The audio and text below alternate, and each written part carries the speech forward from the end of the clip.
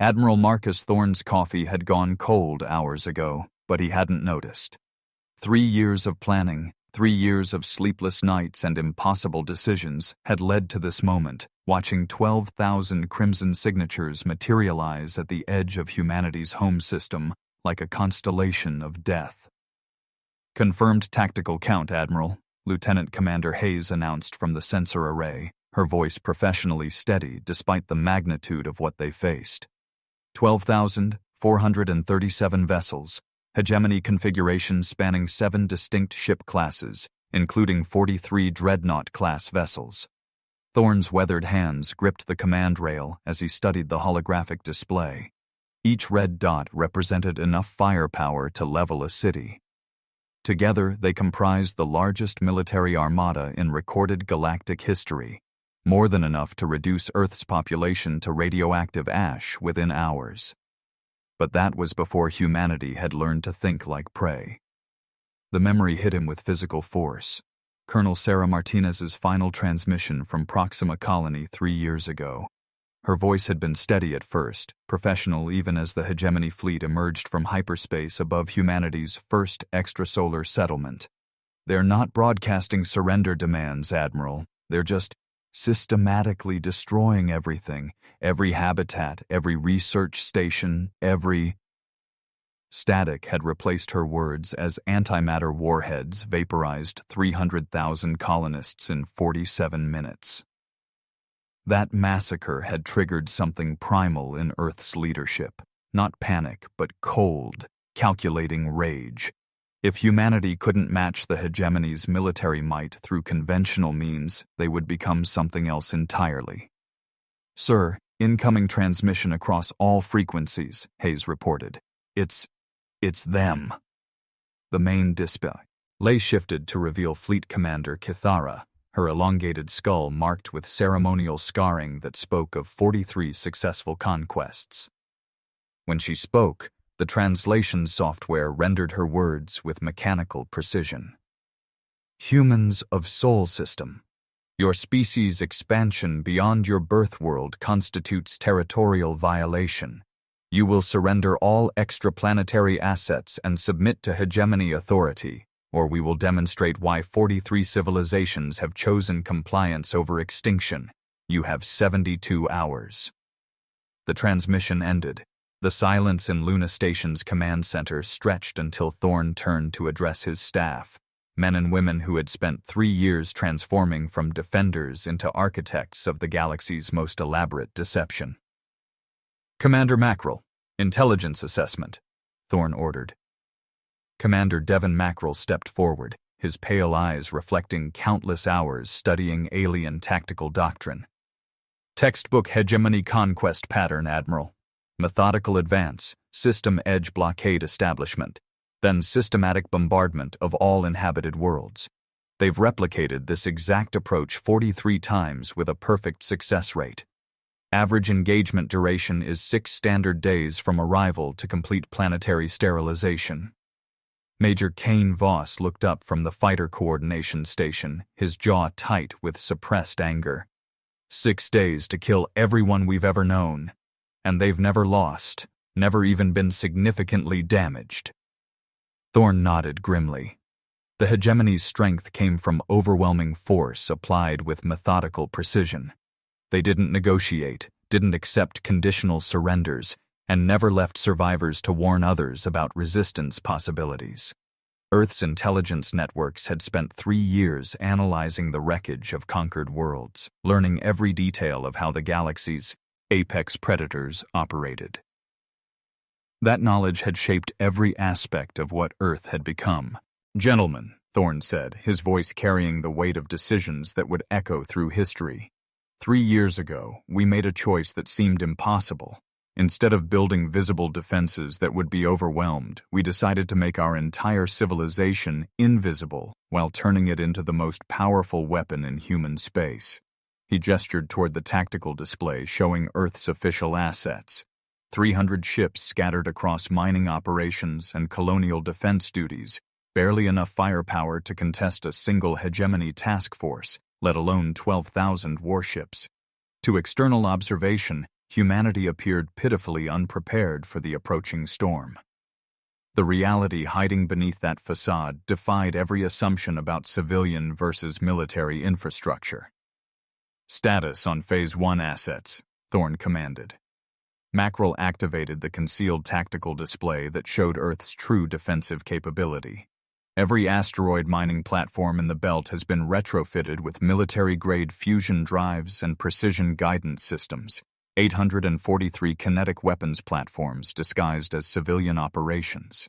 Every cargo hauler operating between Mars and Jupiter carries concealed antimatter charges sufficient to create localized space-time distortions.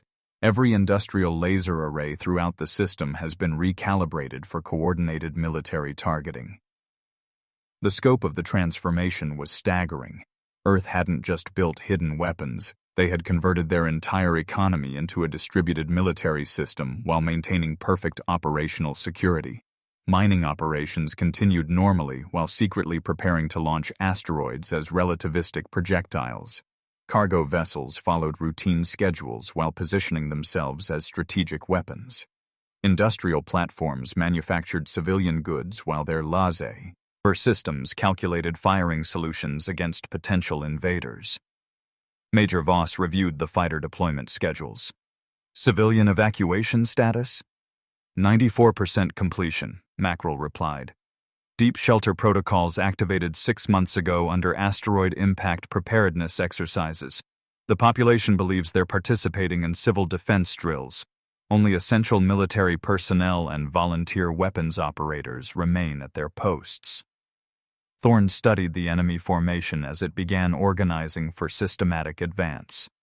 3 waves, exactly as intelligence had predicted. Scouts, main battle fleet, and support vessels maintaining precise geometric spacing. The hegemony approached war like a manufacturing process, efficient, methodical, and utterly predictable. That predictability was humanity's greatest advantage. "They're following standard doctrine," he murmured, watching alien ships assume their conquest formation. "Just like Proxima Colony, just like every world they've ever destroyed." But unlike those 43 previous targets, Earth was ready. "Activation codes, Admiral?" Mackerel asked quietly. Thorne looked around the command center one final time. Every person here understood they were attempting something unprecedented in galactic military history, using an entire star system as a coordinated weapon against an enemy that had never known defeat. If they failed, humanity would join 43 other species in the hegemony's catalog of extinct civilizations. If they succeeded, they would prove that overwhelming force could be overcome by preparation, deception, and absolute commitment to victory. He moved to the primary command console and placed his palm on the biometric scanner. "Fortress protocol is now active. All stations, implement Phase 1 positioning." Throughout the solar system, 847 hidden weapons platforms received their activation signals. Asteroid-based kinetic systems began charging their fusion drives while maintaining civilian mining operations as cover. Cargo vessels armed their antimatter payloads while following normal trade routes. Industrial laser arrays started their conversion to military targeting while continuing scheduled manufacturing operations. On every frequency, Earth continued broadcasting civilian communications, shipping schedules, mining reports, colonist messages, maintaining the illusion of a population unprepared for war while an entire civilization mobilized for humanity's survival. The hegemony fleet began its methodical advance toward the outer planets, following tactical doctrine that had conquered 43 worlds. Their formation was perfect, their confidence absolute, their approach exactly what 3 years of preparation had anticipated. Admiral Marcus Thorne watched humanity's executioners advance into the most elaborate trap in military history and prepared to teach the galaxy's greatest predators that sometimes prey learned to bite back. The outer solar system transformed into a theater of carefully orchestrated deception as the hegemony fleet moved past Neptune with the methodical precision of apex predators who had never encountered effective resistance. Admiral Thorne watched from Luna Station as alien formations maintained perfect geometric spacing, their advance so predictable it might have been programmed. First wave scout elements achieving Uranus orbital zone, Commander Mackerel reported, his fingers dancing across intelligence intercept systems that had been disguised as civilian communication arrays. 47 reconnaissance vessels deploying standard sensor sweeps. They're cataloging everything. Orbital mechanics, industrial signature, res, defensive installations, population centers. Thorne nodded, watching the tactical display update as Hegemony scouts methodically mapped humanity's apparent capabilities. What are they seeing, Commander? Exactly what we've spent 3 years showing them, Mackerel replied with satisfaction. Panicked civilian traffic fleeing toward Earth, mining operations conducting emergency shutdowns, our visible fleet falling back in apparent disarray. The Yorktown and Manchester just broadcast emergency retreat orders on open channels, should sound appropriately desperate to their intercept teams. Major Kane Voss looked up from the fighter command station, his expression tight with the strain of watching his pilots perform choreographed cowardice. Sir, it's killing our people to run from these bastards. The flight crews are requesting permission to engage enemy scouts. They'll get their chance, Major, Thorne replied firmly. But first we need every Hegemony ship committed to their standard attack formation. One premature engagement could compromise 3 years of preparation. The deception was working flawlessly. Hegemony intelligence had spent months analyzing human defensive capabilities through carefully leaked information and staged military exercises. Every piece of data confirmed that Earth possessed exactly what appeared on their sensors.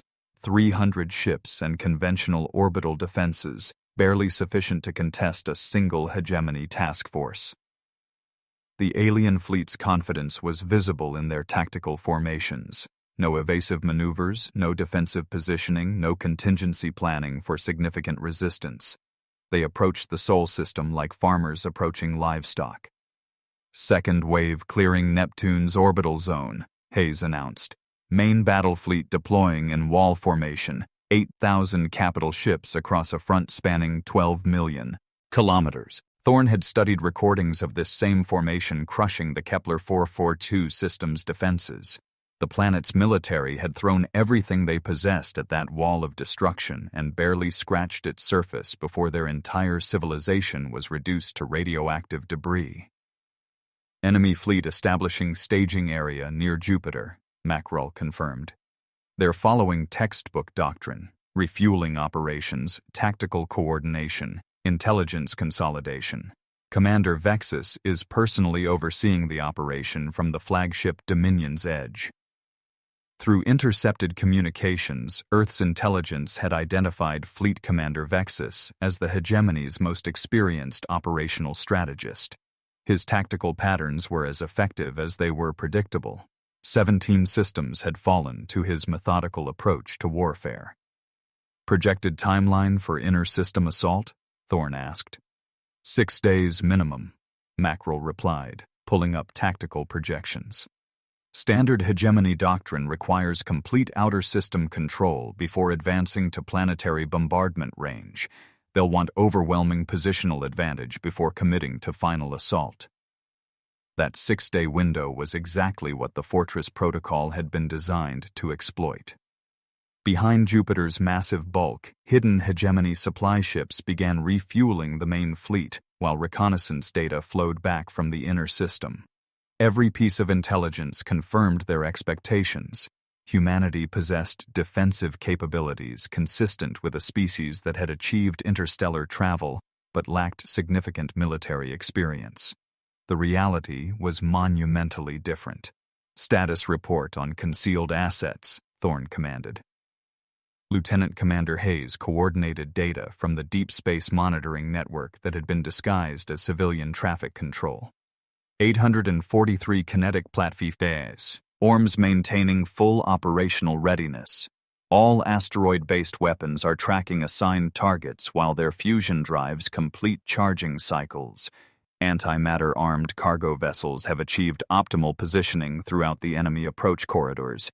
Industrial laser arrays on Mars, Luna, and Earth orbital platforms have completed conversion to military targeting systems. The scope of humanity's hidden preparation was staggering. Every piece of civilian infrastructure had been designed with dual purposes. Trade routes had been analyzed for tactical advantage. Asteroid compositions had been evaluated for kinetic potential. Mining operations had been positioned to create the galaxy's largest distributed weapons platform. Incoming intelligence from enemy communications, Mackerel announced. Commander Vexus is briefing his task force commanders. The translation flowed through Earth's quantum intercept systems. Advanced reconnaissance confirms minimal defensive preparations. Human fleet strength matches intelligence projections. Industrial capacity appears focused on civilian infrastructure rather than military production. Proceed with standard conquest parameters. Thorne allowed himself a moment of cold satisfaction. Earth's intelligence services had spent 3 years feeding the hegemony carefully crafted disinformation about human capabilities. Every staged military exercise, every leaked communication, every piece of planted intelligence reinforced the image of a species unprepared for serious warfare. The approaching fleet had no idea they were advancing into the most elaborate military trap in galactic history. Third wave positioning report, Hayes continued. Support fleet maintaining station at system edge, standard hegemony reserve doctrine, they always leave themselves an escape route. Major Voss studied the tactical display with a fighter pilot's eye for detail. They've never needed to use it. 43 conquests, and they've never faced resistance significant enough to threaten fleet-wide casualties. That's about to change, Thorne replied grimly. The command center's atmosphere grew heavier as reports flowed in from throughout the solar system. Civilian populations had completed their evacuation to deep shelters, officially for asteroid impact preparedness, but actually to protect them from the coming battle. Hidden weapons platforms had achieved target locks on major hegemony vessels using passive sensors that appeared to be routine industrial monitoring. Earth's visible fleet continued its choreographed retreat, drawing alien scouts deeper into the inner system. "Sir," Mackerel said, his voice dropping to match the gravity of the intelligence. "We're intercepting tactical planning communications between hegemony bombardment specialists. They're discussing optimal firing patterns for Earth's major population centers." Silence settled over the command center as the full weight of their situation became clear. The enemy wasn't just planning military conquest. They were preparing to systematically exterminate humanity's entire civilization. Thorne's voice remained steady despite the rage building in his chest. "Target assignment protocols, Commander." Mackerel activated the tactical coordination system that linked every hidden weapons platform throughout the solar system. Primary targets, hegemony command vessels and fleet coordination nodes. Secondary targets, capital ships with heavy armor and primary weapons. Tertiary targets, support vessels and logistics platforms. All targeting data has been distributed and confirmed. Kinetic weapons status? Fusion drives at 97% charge capacity. Trajectory calculations complete for all assigned targets. Antimatter charges are armed and positioned. Industrial laser arrays have achieved preliminary target acquisition. The hegemony fleet continued its advance, completely unaware that every movement was being tracked by hundreds of concealed weapons systems. Their confidence was understandable. No previous enemy had survived their opening bombardment long enough to mount coordinated resistance. "Admiral," Major Voss said, his voice tight with anticipation, "the fighter wings are ready. Every pilot knows their role. Every squadron has their targets." "Soon, Major," Thorne replied, studying the tactical display as enemy scouts approached Mars orbital space. "But remember, we get exactly one chance at this. 3 years of preparation, 3 years of turning our entire civilization into a weapon, comes down to the next few hours." He moved to the Fortress Protocol command station, a console that appeared identical to dozens of others in the command center but actually controlled more firepower than most stellar navies possessed. Throughout the solar system, 800 concealed weapons platforms waited for his signal. The hegemony had conquered 43 worlds using overwhelming numerical superiority and tactical doctrine refined through decades of successful campaigns. They had never encountered an enemy that had spent years converting an entire star system into a coordinated weapons platform while maintaining the appearance of helpless civilians. Admiral Marcus Thorne watched the galaxy's most powerful military force advance into his meticulously prepared killing ground and prepared to demonstrate the difference between conquest and survival. The enemy approached with the confidence of predators who had never been challenged. They would learn in the next few hours what happened when prey evolved into something far more dangerous. The hegemony main fleet entered Earth's gravitational influence with the confidence of apex predators approaching helpless prey. 8,000 warships arranged in concentric bombardment spheres designed to deliver overlapping fields of antimatter destruction.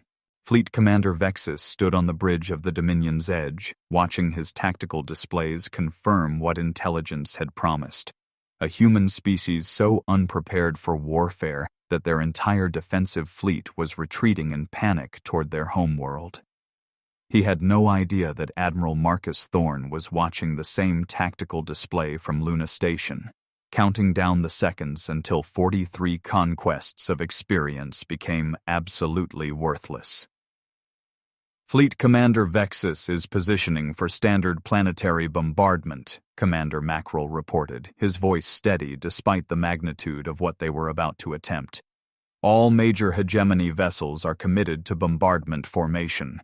Targeting solutions are locked, trajectories calculated, fusion drives at maximum charge. Thorne studied the holographic display showing 12,000 alien ships arranged in perfect geometric precision around Earth. Every vessel occupied exactly the position 3 years of analysis had predicted, following tactical doctrine so rigid it might have been programmed. The hegemony's strength, their methodical, overwhelming approach to conquest, had become their fatal weakness. All stations, final systems check, Thorne commanded. Throughout the command center, officers confirmed readiness reports that represented the culmination of humanity's greatest gamble. Lieutenant Commander Hayes coordinated the asteroid belt weapons platforms. Major Voss synchronized the fighter wing deployment sequences. Commander Mackerel verified antimatter charge positioning and industrial laser array targeting. 3 years of secret preparation. 3 years of converting Earth's entire civilization into a distributed weapons system came down to the next 30 seconds. "Sir," Hayes announced, "all concealed platforms report ready status. 843 kinetic weapon systems armed and tracking. Industrial laser arrays achieved target lock. Antimatter charges positioned and armed." Thorne placed both hands on the Fortress Protocol activation controls. In 43 previous conquests, the hegemony had faced desperate planetary defenses, brave but ultimately futile resistance from civilizations that hadn't understood what they were facing. None of those species had possessed 3 years of advance warning. None had been willing to sacrifice their entire industrial base for a single coordinated strike. None had been human. "Execute Fortress Protocol," he ordered. "All platforms, fire." The transformation was instantaneous and overwhelming. Throughout the asteroid belt, massive rocks that had appeared to be routine mining operations suddenly blazed with fusion fire as concealed drives roared to life. 843 asteroids, each one precisely positioned, carefully guided, and accelerated to significant fractions of light speed, began converging on predetermined intercept coordinates with mathematical precision. "Jesus Christ," Major Voss whispered, staring at the tactical display as hundreds of new contacts appeared simultaneously. "Look at them accelerate." The asteroids weren't random debris. They were precision-guided kinetic weapons, each multi-million-ton projectile targeted at specific hegemony vessels based on 3 years of tactical analysis. Fusion drives pushed ancient space rocks to velocities that transformed simple matter into relativistic destruction, creating more concentrated firepower than entire planetary defense networks. But the kinetic barrage was only the opening movement of humanity's symphony of destruction. Antimatter detonation sequence initiating, Hayes announced with professional calm that masked the horror of what they were unleashing. Throughout the hegemony formation, cargo vessels that had appeared to flee in panic suddenly revealed their true nature. Coordinated antimatter explosions bloomed like newborn stars, their precisely calculated positions creating a maze of plasma and radiation that channeled the alien fleet into narrow kill zones where concentrated fire could achieve maximum effect. Fleet Commander Vexus watched his perfect bombardment formation disintegrate into chaos within seconds. "What is this?" he snarled at his tactical officers. "Where are these weapons originating?"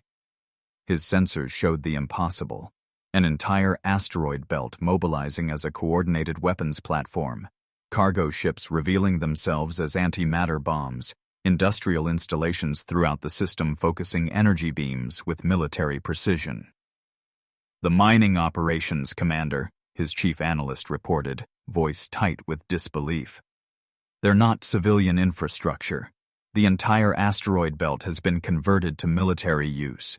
Every cargo vessel, every industrial platform, every piece of civilian infrastructure appears to be armed."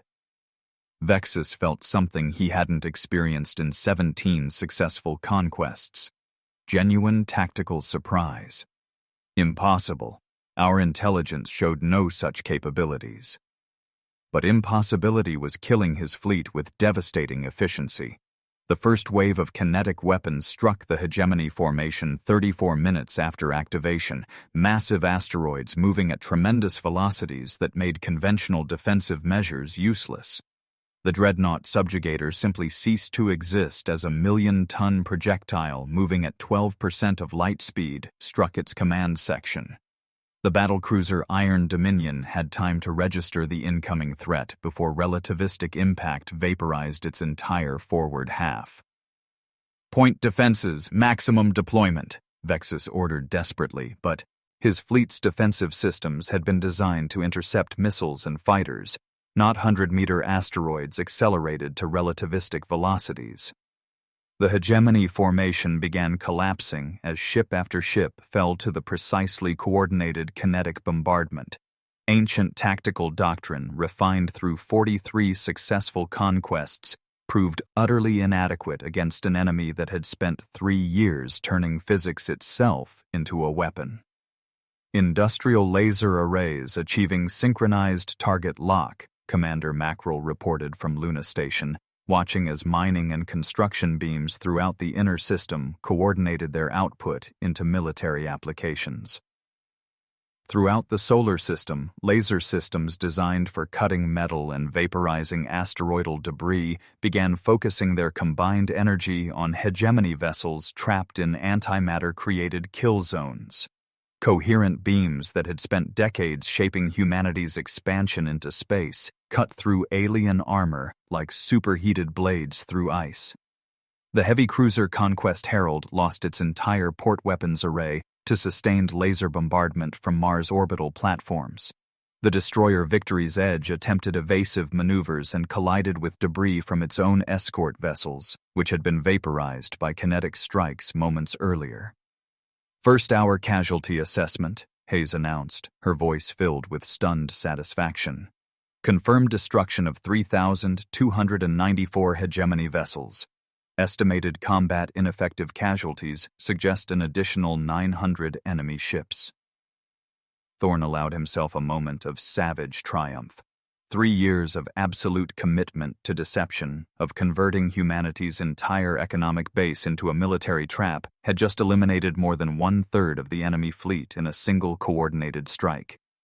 But the hegemony hadn't conquered 43 worlds by surrendering after initial setbacks.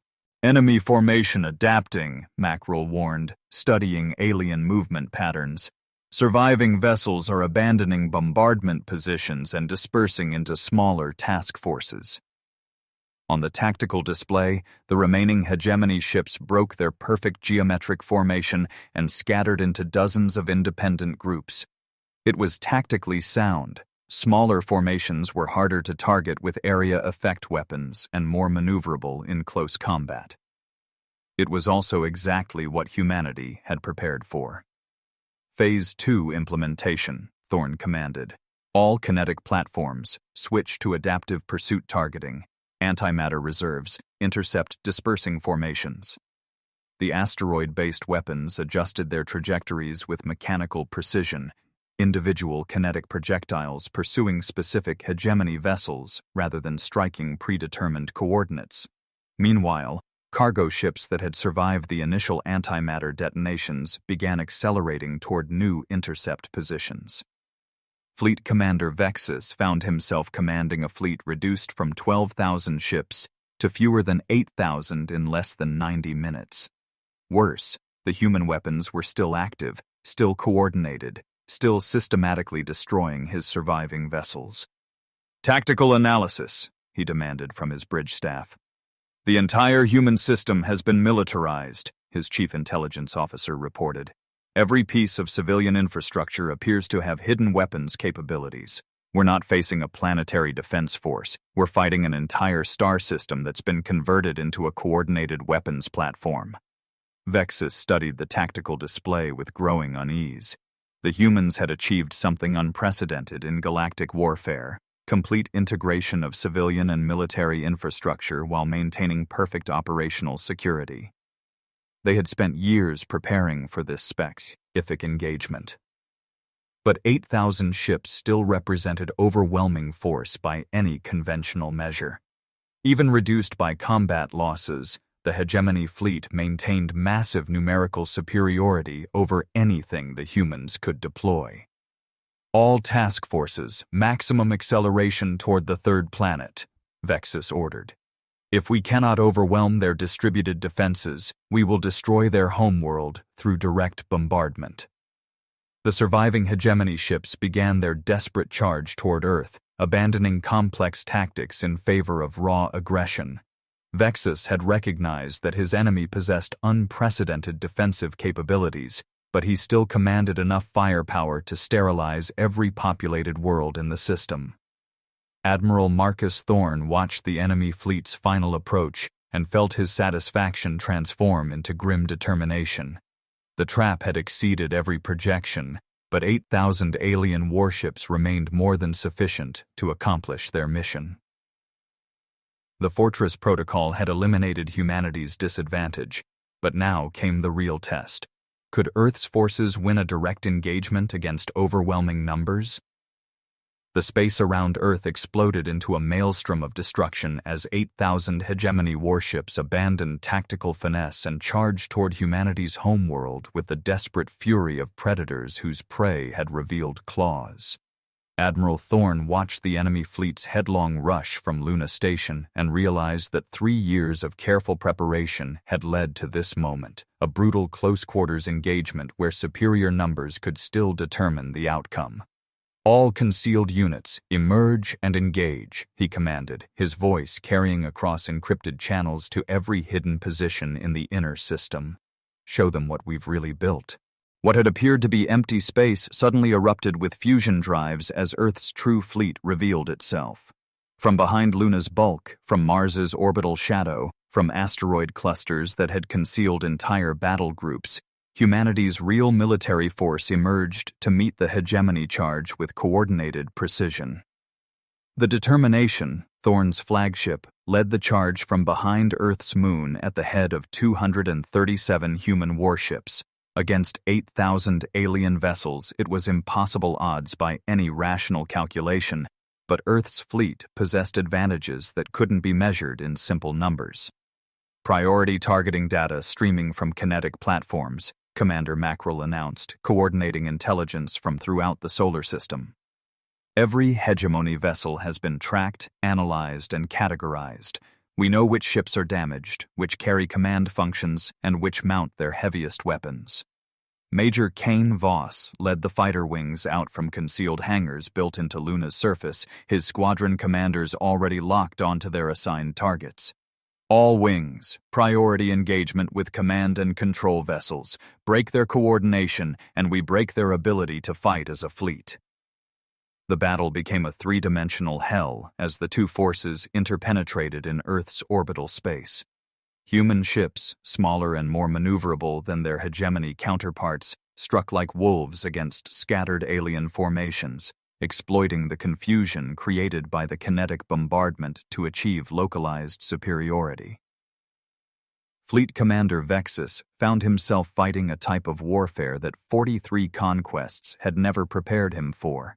Instead of desperate planetary defenders throwing everything at his overwhelming formations, he faced an enemy that appeared from multiple vectors simultaneously, struck with devastating precision, and disappeared back into the chaos of orbital combat. "Status report," he demanded from his flagship's bridge as the Dominion's edge shuddered under human weapons fire. "We're losing fleet coordination, Commander," his tactical officer reported. "Human fighter squadrons are specifically targeting our communication arrays and sensor nodes. Ship-to-ship coordination is breaking down across multiple task forces." That was exactly what Major Voss had planned. His fighter wings ignored the tempting targets of enemy weapons systems and shield generators, focusing entirely on the communication equipment that allowed the hegemony fleet to operate as a coordinated force. Each successful strike left another alien ship isolated and unable to coordinate with its fellows. The Manchester engaged 3 hegemony destroyers simultaneously, her captain using superior maneuverability to keep the enemy ships between himself and their supporting vessels. The Resilience coordinated with hidden weapons platforms to trap a hegemony heavy cruiser in crossfire between kinetic strikes and direct weapons fire. Throughout the battle space, human commanders exploited 3 years of tactical preparation to achieve local victories against superior numbers. But the sheer mass of the hegemony fleet began to tell. Human ships were taking damage faster than they could inflict it, and Earth's forces found themselves gradually pushed back toward their homeworld's atmosphere. "Casualty report, Admiral," Lieutenant Commander Hayes announced, her voice tight with strain.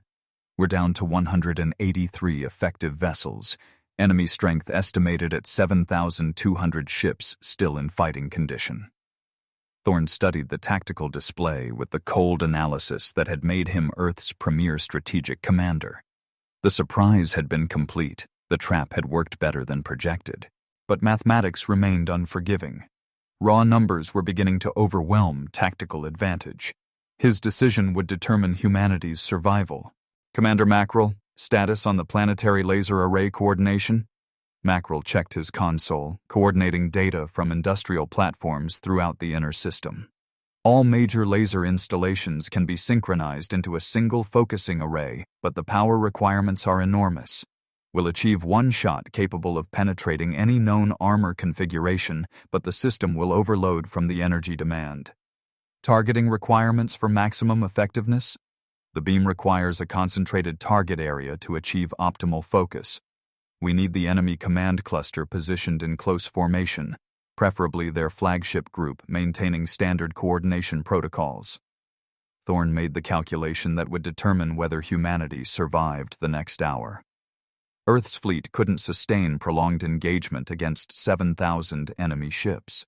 But if they could eliminate the hegemony command structure in a single decisive strike, the remaining alien vessels would lose their coordination advantage. "All ships, form up for assault run on enemy flagship cluster," he commanded, knowing he was ordering his fleet into a suicide mission. "Maximum attack speed, close engagement range." The determination led Earth's remaining vessels in a direct charge toward the heart of the hegemony formation, where Fleet Commander Vexus had positioned his command ships according to standard tactical doctrine. It was a desperate gambit, but it would force the alien commanders into tight defensive formation, exactly what the planetary laser array required. Major Voss's surviving fighters screamed through the gap between fleets, engaging hegemony interceptors in savage dogfights, while the capital ships closed to point-blank range. The Yorktown exploded under concentrated alien fire, her captain ramming his crippled vessel into a hegemony battlecruiser and taking both ships out wise. A nuclear fire.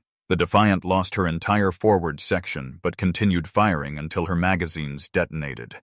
"Planetary array charging," Mackerel announced, coordinating power feeds from across the solar system. 60 seconds to optimal focus. Thorn brought the determination alongside the Dominion's Edge, trading broadsides with Vexus's flagship at ranges measured in kilometers rather than light minutes. Human and alien vessels tore each other apart in a brutal embrace of mutual destruction, neither side able to disengage without accepting defeat. 30 seconds to array activation, Hayes called out, her voice barely audible over the sounds of weapons fire hammering the Determination's hull. Fleet Commander Vexus realized what the humans were attempting as his tactical display showed Earth's remaining fleet concentrating around his command cluster. They were deliberately sacrificing themselves to force his most important vessels into optimal targeting formation for some kind of coordinated strike. "All command vessels, immediate dispersal," he ordered, but his ships were too heavily engaged in close combat to break contact without exposing themselves to devastating fire. "Array at full power," Mackerel announced. "Target lock achieved on enemy command cluster." Admiral Marcus Thorne looked around the Determination's bridge one final time. Half his officers were dead or wounded, the ship was venting atmosphere through dozens of hull breaches, and the hegemony fleet still possessed overwhelming numerical superiority. But Earth's gamble was about to pay off. The enemy command structure was concentrated exactly where the planetary laser array needed them. "Fire," he ordered. From across the inner solar system, every industrial laser capable of military coordination focused its output into a single, devastating beam. Mining lasers that had carved asteroids for decades, construction beams that had built orbital habitats, and manufacturing systems that had shaped humanity's expansion into space, all combined their energy into one coordinated strike. The focused beams struck the hegemony command cluster with the concentrated power of a stellar flare. The Dominion's Edge, the Supreme Authority, and 7 other command vessels simply vaporized under the energy assault, their armor and shields useless against the combined industrial might of an entire civilization. "Command cluster destroyed," Hayes reported, her voice filled with exhausted triumph. "Enemy fleet coordination breaking down across all sectors." Fleet Commander Vexus died without understanding how a species with 300 visible warships had turned their entire industrial base into a military weapon. Throughout the hegemony fleet, individual ship commanders found themselves cut off from central authority, fighting separate battles against an enemy that maintained tactical coordination. But victory came at a devastating price. The planetary laser array overloaded from the massive power draw, and the Determination had taken fatal damage from her close engagement with the enemy flagship. Admiral Thorne felt the deck buckling beneath his feet as his ship's structural integrity failed. "All hands, abandon ship," he ordered, but remained at his command station. Earth's fleet still needed coordination for the final phase of the battle, and someone had to ensure the mission succeeded. The Determination broke apart around him as the last hegemony command vessels died in nuclear fire. Admiral Marcus Thorne died as his flagship disintegrated, but his sacrifice had eliminated the command structure that held the galaxy's most powerful fleet together. Major Voss, now the senior surviving Earth officer, coordinated the systematic destruction of isolated hegemony vessels from his fighter's cockpit. Without centralized command, the alien fleet's numerical advantage became meaningless against an enemy that still fought as a coordinated force. The galaxy's greatest literary power had been broken by humanity's refusal to accept the impossible. Commander Jasper Blake found himself commanding the remnants of humanity's defense force from the bridge of the heavy cruiser Resilience, surrounded by the most devastating debris field in recorded history. The space between Earth and Mars had become a graveyard of twisted metal and cooling plasma, the scattered remains of nearly 9,000 warships from both fleets creating a maze of wreckage that would take decades to clear. 4,000 hegemony vessels remained operational, but they were no longer a fleet. They were individual ships scattered across the solar system, their command structure eliminated, and their tactical coordination shattered. Without central authority, the galaxy's most feared military force had become a collection of isolated vessels facing systematic destruction by an enemy that maintained unified command. Sir, we're receiving surrender communications from multiple Hegemony Task Force commanders, reported Lieutenant Sarah Chen from the communications station, her voice hoarse from 36 hours of continuous battle coordination. 17 separate groups are requesting negotiated withdrawal from the system. Blake studied the tactical display with the methodical precision that had made him Admiral Thorne's chosen successor. The enemy ships were trapped in a solar system that had proven to be one massive weapons platform, facing an opponent that had demonstrated absolute commitment to victory regardless of cost. But 4,000 desperate warships still possessed enough firepower to devastate Earth's surface if they chose collective suicide over surrender. The next few minutes would determine whether humanity's victory became permanent or Pyrrhic. Negative on individual negotiations, Blake replied, activating the system-wide communication array. Broadcast on all hegemony frequencies, full-spectrum translation, all known alien languages. The main display showed Blake addressing the survivors of the galaxy's most powerful fleet. His uniform bore the scars of battle, torn fabric, bloodstains, and burn marks from the Resilience's damage control efforts. But his voice carried absolute authority as he delivered humanity's terms to their would-be executioners. Hegemony Fleet Commanders, this is Commander Jasper Blake of Earth Defense Command. Your invasion has failed completely. Your fleet is broken. Your command structure has been eliminated. Admiral Thorne's sacrifice has purchased humanity's survival, and your remaining vessels face systematic destruction if you continue hostilities. He paused, allowing the translation systems to process his words into dozens of alien languages before continuing with the terms that would reshape galactic politics. You have two choices: complete withdrawal from all human-controlled systems, plus full technological reparations for this unprovoked assault, or continued systematic annihilation as you attempt to escape our defensive networks. Choose quickly. Our patience has been exhausted by your species' attempt to commit genocide.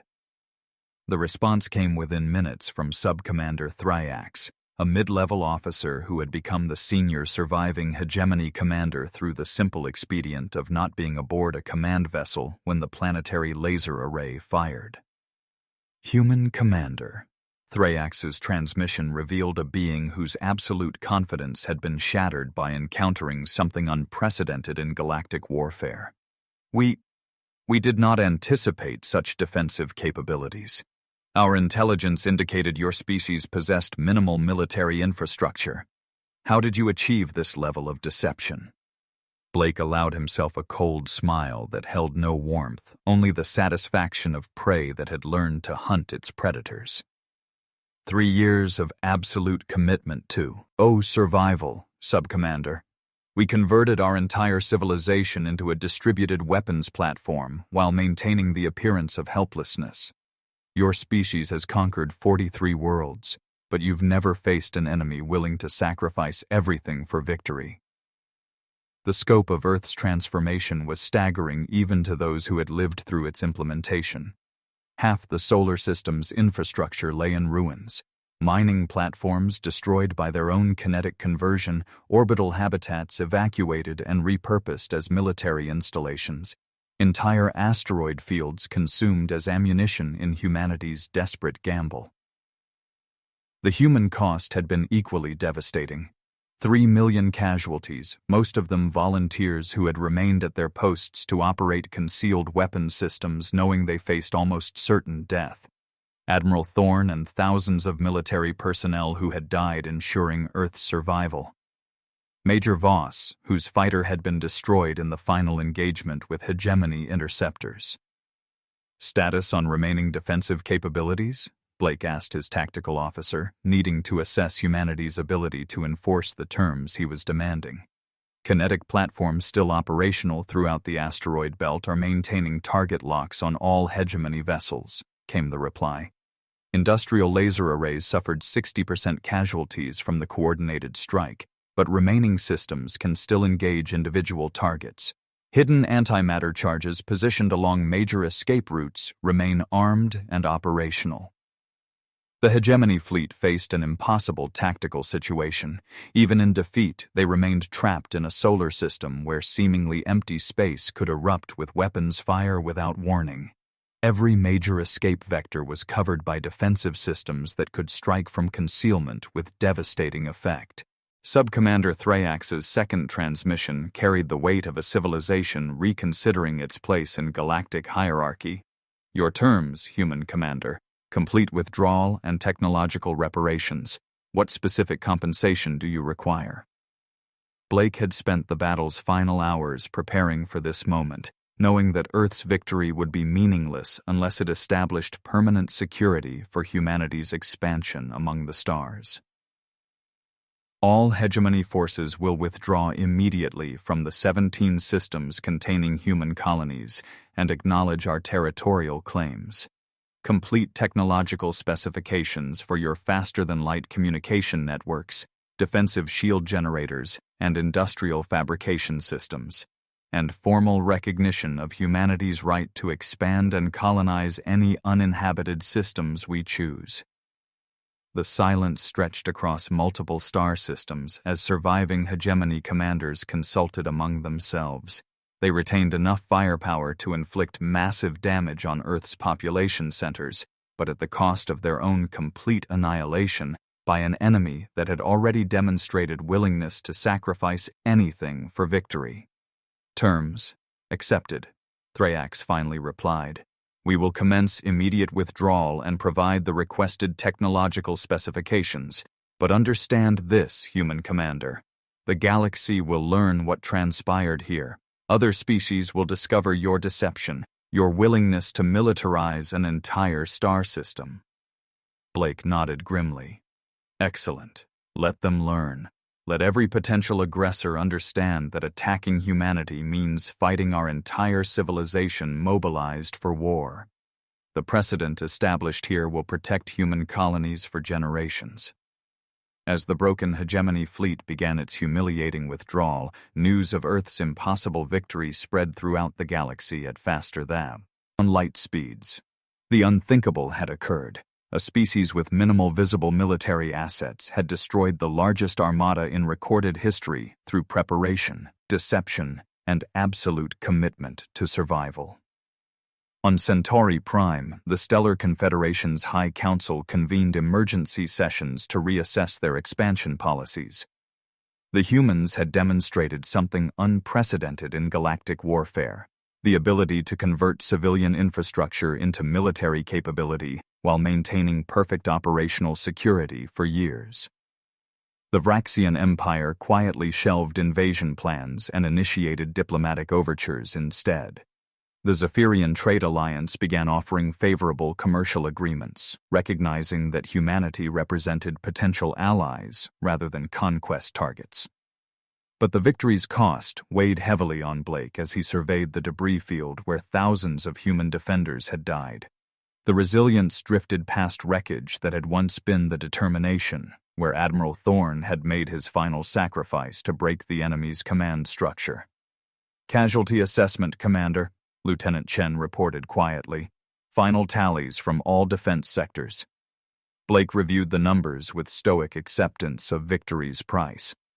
3.2 million civilian casualties, most volunteers who had operated weapons systems knowing the risks. 63% of Earth's military fleet destroyed. Half the solar system's industrial infrastructure would require years to rebuild.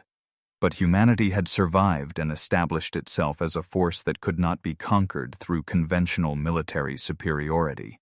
The precedent set in Earth's orbital space would protect human expansion for centuries. Sir, Chen continued, we're receiving diplomatic communications from 23 different galactic civilizations. They all want to establish formal relations with Earth immediately. Blake nodded, unsurprised. Fear was the galaxy's most effective diplomatic currency. Every species that had witnessed the hegemony's destruction now understood that humanity represented something unique, a civilization that would transform itself entirely rather than accept subjugation. As the last hegemony vessels disappeared into hyperspace, Blake authorized the beginning of recovery operations. The solar system that had served as Earth's fortress would now become the foundation for humanity's expansion among the stars. Standing on the Resilience's bridge, surrounded by the debris of the greatest space battle in galactic history, Commander Jasper Blake knew that Admiral Thorne's sacrifice had purchased something beyond mere survival. Through blood, determination, and the absolute refusal to surrender, humanity had earned its place among the stars. The galaxy had learned a lesson written in the wreckage of 12,000 warships. Never underestimate a species fighting for survival on their home ground. Earth's victory would echo through history as the day humanity proved that sometimes the prey evolved into something far more dangerous than any predator. The war for humanity's future was over. The age of human expansion among the stars had begun.